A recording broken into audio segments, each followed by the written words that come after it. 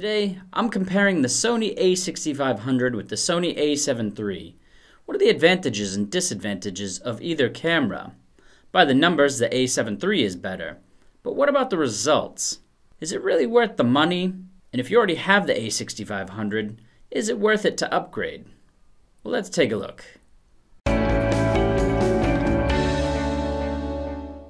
First, let's start with the obvious and do a physical comparison. Although there's less than a 6-ounce difference between the camera bodies, the grip on the a73 makes it easier to hold when you're taking pictures or videos. The larger body on the a73 also means it holds a larger battery. This battery lasts much longer, meaning you can cut down on the amount of batteries you bring with you. And it also means you do not suffer the issue of the screen going dim while filming in 4K, as it does with the a6500. On the a6500 side of things, a smaller body means it's easier for travel. A smaller camera generally means smaller lenses too. This small size means it's more so gimbal friendly. Gimbals can already be pretty heavy as is. Now when it comes to SD cards, the a6500 has one slot, whereas the a73 has two. This second slot can be used as redundant failsafe or as a secondary storage for whatever files you want, as you want them organized. Both cameras come with customization buttons. The a6500 has 3, whereas the a73 has 4. On the a6500, the movie record button is on the side of the camera. This seems a little awkward, and you might use one of your customization buttons as the movie record button, bringing you down to just 2. The a73 has its movie record button on the back, leaving all 4 customization buttons open for you. Plus, it has a joystick that some people might find really useful, such as for moving or centering your focus point, reviewing footage, and other tasks. Finally, on the physical side of things, the a6500 comes with a built-in flash. The a73 does not, and that means that you have to bring more gear with you. Moving into a more technical side of things, the a73 cannot make use of apps, whereas the a6500 can, making the camera more versatile. Using apps might slow your camera down, but we've definitely found that the a73 runs smoother. Although the a73 cannot make use of apps, it does have a USB-C connection, unlike the a6500, meaning you can hook up a variety of external monitors or a laptop. From these monitors, you're able to adjust certain settings, such as shutter speed, focus point, switch between photo or video mode, among other things. Plus, the a73 comes with a macro USB port, just like the a6500, which can be used with compatible devices such as remotes and timers. Also on the port side of things, the a6500 does not have an audio out port, leaving it at a disadvantage.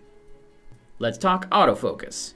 By the numbers found online, the a73 is supposed to have a far superior autofocus. But honestly, when it comes down to daily use, they're fairly similar. However, we did a side-by-side comparison and we found that the a73 is slightly better than the a6500. Both have quite impressive autofocus, but they're not perfect by any means. So if you're an a6500 user looking to upgrade for better autofocus quality, I'm not sure that it's necessary. After the most recent update, both cameras do a great job at eye tracking for both humans and animals.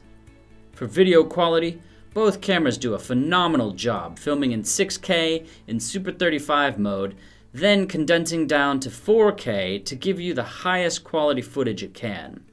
Both cameras have S-Log2 and S-Log3 for high dynamic range videos. The a73 camera features new HLG picture profile, meaning you can film with a starting ISO of 100 rather than an ISO of 800, as you get on the S-Log2 or 3. Turning to what I feel is the most important part, the photo quality, the a73 has a full-frame sensor that has a better bokeh, which can be seen in these photo comparisons.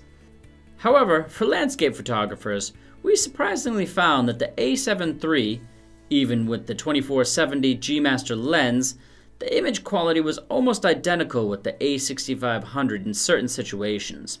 So if you were looking to upgrade on this point, we think it's kind of unnecessary. Plus, a6500 lenses tend to be cheaper and lighter compared to the a73 lenses. So if you are a videographer but you like to do some landscape photography on the side and travel a lot, we would highly suggest you go with the a6500 due to the image quality, the price, and the size. Especially with the new 16 to 55 f2.8G lens that makes the a6500 just that much closer to possible perfection. As long as you can get past the better battery, the dual SD card slots, and a few other small features found on the a73. Now when it comes to the a73, we would recommend it for people who are into serious portrait photography, low light situations, or videography as well. That brings us to the end of our video. As you can see, each camera has its ups and downs, and ultimately it's going to be up to you to decide which camera is right for you.